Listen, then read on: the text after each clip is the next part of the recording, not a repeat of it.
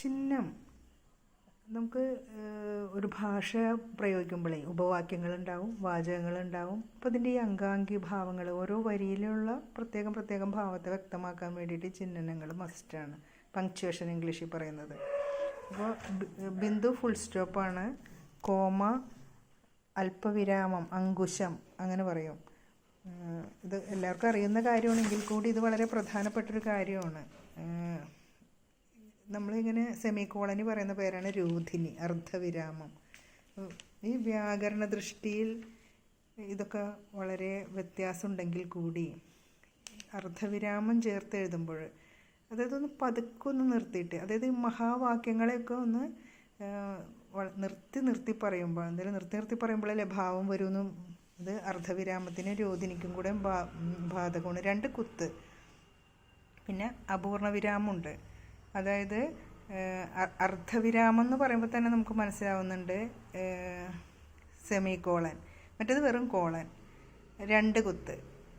അതിൽ ഒന്ന് രോധിനിയിൽ ഒരു കുത്തും ഒരു കോമയായിരിക്കും, മറ്റൊടുത്ത് 2 ഫുൾ സ്റ്റോപ്പാണ് വരിക കേട്ടോ. ഭിത്തിക അവിടെ മാറിപ്പോവരുത്. ഭിത്തികയും അർദ്ധവിരാമവും തമ്മിലുള്ള വ്യത്യാസം.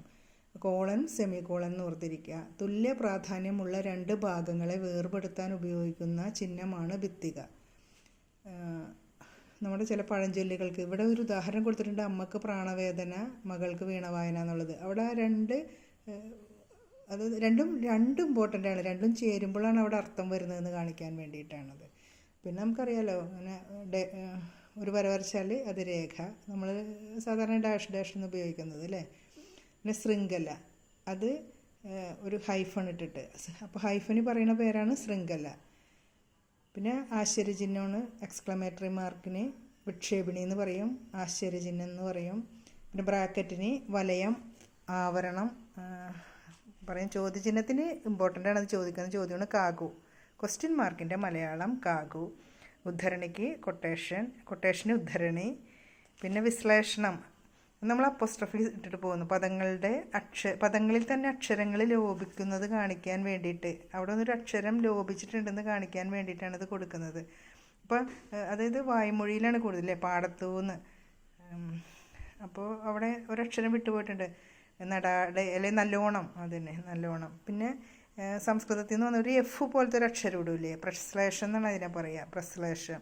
അത് ചിലപ്പോൾ ആ ചിഹ്നം കാണിച്ചിട്ട് ഇതിന് മലയാളത്തിൽ പറയുന്ന പേരെന്താണെന്ന് പറഞ്ഞിട്ട് പല ചോയ്സ് തരും. ഈ ചിഹ്നം ഇട്ടിട്ട് എഫ് പോലെ ഇട്ടിട്ട് അതിന് ഉദ്ധരണി, വിശ്ലേഷണം, കാകു എന്നൊക്കെ തരും. അപ്പോൾ നമുക്ക് ഈ എഫ് കണ്ടാൽ അത് പ്രശ്ലേഷം ആണെന്ന് മനസ്സിലാക്കി വെക്കുക. പിന്നെ പാടിനിയുണ്ട്. പാടിനി വിട്ടുപോയ പദങ്ങൾ, അക്ഷരങ്ങൾ എന്നിവയെ കൂട്ടിച്ചേർക്കാനായി മുകളിൽ എഴുതുമ്പോൾ നമ്മളിങ്ങനെ ചെറിയൊരു ഇതിടൂലേ, ഒരു വി മറിച്ചിട്ടത്, ആ സാധനത്തിന് പറയുന്ന പേരാണ് പാടിനി.